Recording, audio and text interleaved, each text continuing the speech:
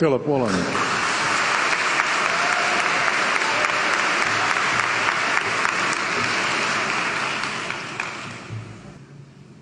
King Lear, late at night on the cliffs, asks the blind Earl of Gloucester, "How do you see the world?" And the blind man Gloucester replies, "I see it feelingly. And shouldn't we all? Animals must be off the menu because tonight they are screaming in terror in the slaughterhouses, in crates and in cages, vile, ignoble gulags of despair." You see, I heard the screams of my dying father as his body was ravaged by the cancer that killed him, and I realized I'd heard those screams before.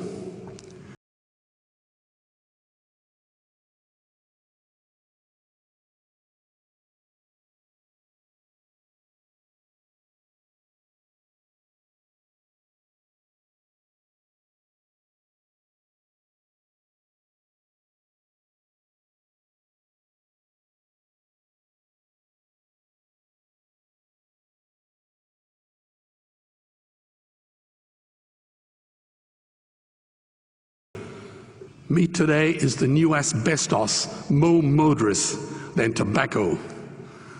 CO2, methane and nitrous oxide from the livestock industry are killing our oceans with acidic, hypoxic dead zones.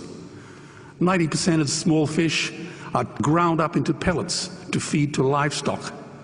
Vegetarian cows today are the world's largest ocean predators.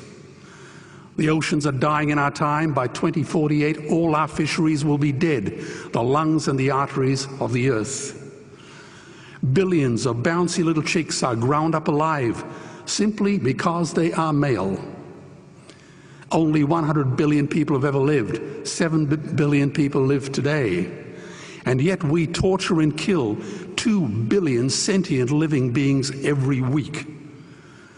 10,000 entire species are wiped out every year because of the actions of one. And we're now facing the 6th mass extinction in cosmological history. If any other organism did this, a biologist would call them a virus.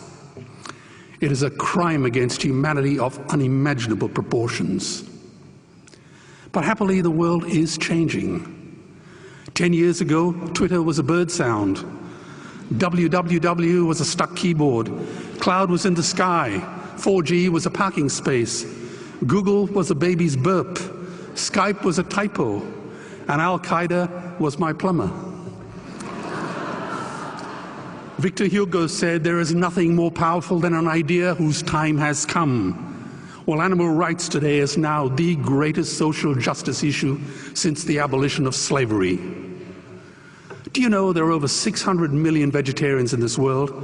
And that is bigger than the United States, England, France, Germany, Spain, Italy, Canada, Australia, New Zealand, all put together. If we were one nation, we would be bigger than the 27 nations of the European Union. Can you believe that? And despite this massive demographic footprint, we are still drowned out by the raucous hunt and shoot and killing cartels who believe that violence is the answer when it should not even be a question. Meat kills animals, kills us, and is killing our economies. Medicare has already bankrupted the United States. They will need $8 trillion invested in Treasury bills just to pay the interest, and they have precisely zero. They could shut down every school, Army, Navy, Air Force, Homeland Security, Marines, CIA, and FBI, and they still will not have the money to pay their doctor bills.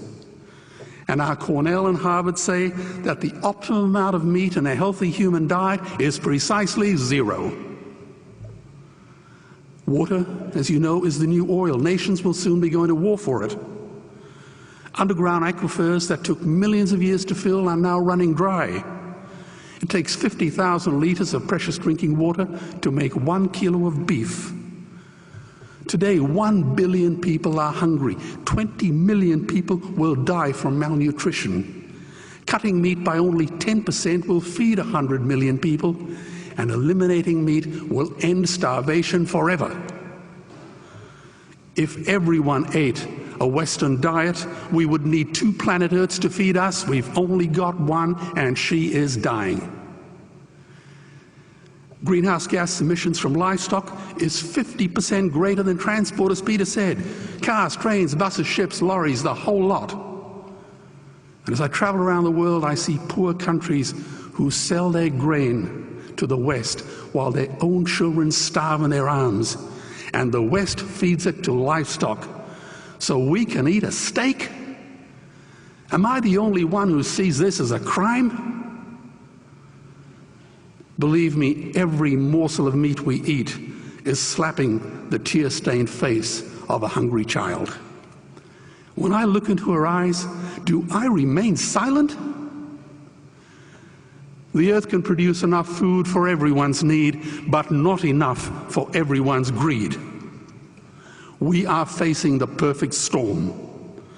If any nation had developed weapons that could wreak such havoc on the planet, we would launch a preemptive military strike and bomb it back into the Bronze Age. But it's not a rogue state, it's an industry. The good news is we don't have to bomb it. We can just stop buying it. Sir George Bush was wrong.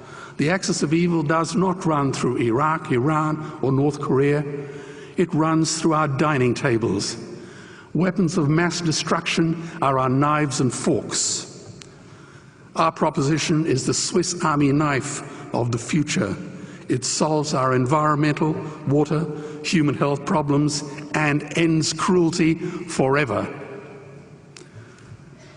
The Stone Age didn't end because we ran out of stones. This cruel, disgusting industry will end because we run out of excuses.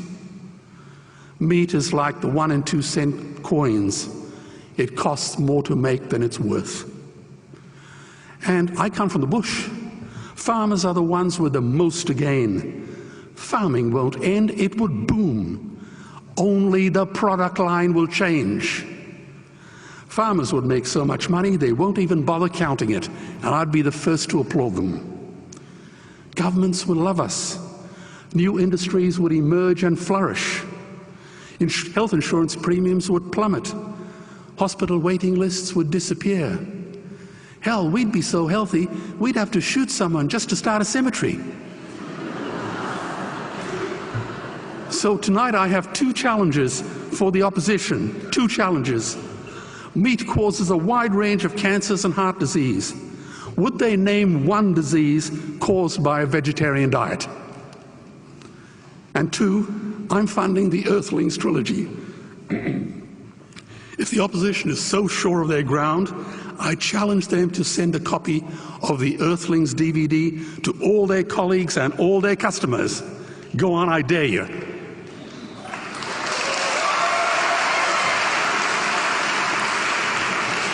Animals are not just other species, they are other nations, and we murder them at our peril. The peace map is drawn on a menu.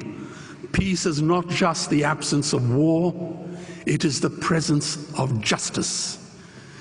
Justice must be blind to race, color, religion, or species. If she's not blind, she will be a weapon of terror. And tonight, there is unimaginable terror in those ghastly Guantanamos we call factory farms or slaughterhouses. Believe me, if slaughterhouses had glass walls, we wouldn't be having this debate tonight. You see, I believe another world is possible. And on a quiet night, I can hear her breathing. Let's get animals off the menu and out of these torture chambers. Please vote tonight for those who have no voice. Thank you.